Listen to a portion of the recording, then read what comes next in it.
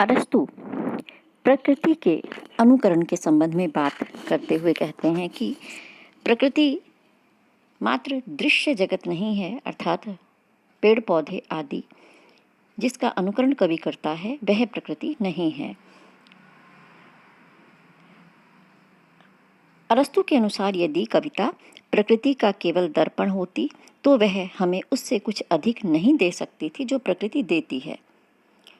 अरस्तु का मानना है कि हम देखते हैं कि किसी प्राकृतिक वस्तु या दृश्य का चित्र मूल की तुलना में अधिक सुंदर, आकर्षक और व्यवस्थित होता है। अतः अनुकरण वस्तु का उन्नत रूपांतरण होने से अधिक कलात्मक होता है। अरस्तु ने अपने ग्रंथ काव्य शास्त्र के अध्याय 25 में कहा है कि अनुकर्ता होने के कारण कवि को चित्रकार या अन्य कलाकार के समान 3 वस्तुओं में से एक का अनुकरण करना पड़ता है। पहला, जो वस्तुएं थीं या हैं, अर्थात जो दिखाई दे रही हैं वे। दूसरा, उन्हें जैसा माना जाता है या कहा जाता है, अर्थात किसी भी वस्तु के संबंध में जो लोक की धारणा है वह जैसा कहा जाता है या माना जाता है। और तीसरा रूप वस्तु का है, उन्हें जैसा होना चाहिए। अरस्तु का मानना है कि जैसा होना चाहिए में कोई वस्तु है ही नहीं, अभी तो उसे होना है। कलाकार अपनी मान्यता, विश्वास, संस्कार आदि के आधार पर किसी वस्तु का जैसा भी काल्पनिक रूप प्रस्तुत करना चाहे वह कर सकता है।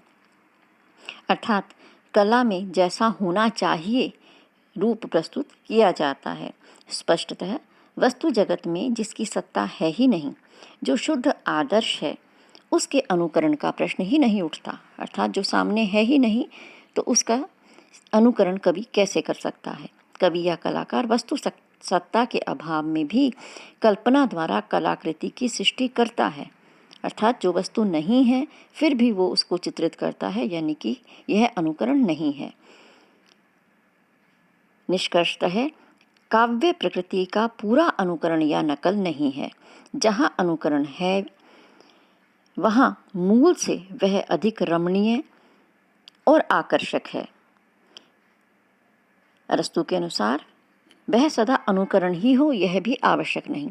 बहुधा जो सामने नहीं आया है, जो अनधिगत है, अर्थात जो प्रस्तुत नहीं हुआ है, ऐसे आदर्श का प्रतिरूपण काव्य में किया जाता है।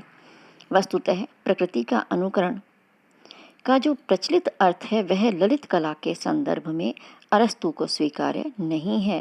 अर्थात प्रकृति से गोचर वस्तुओं का ही अनुकरण ये कला नहीं है।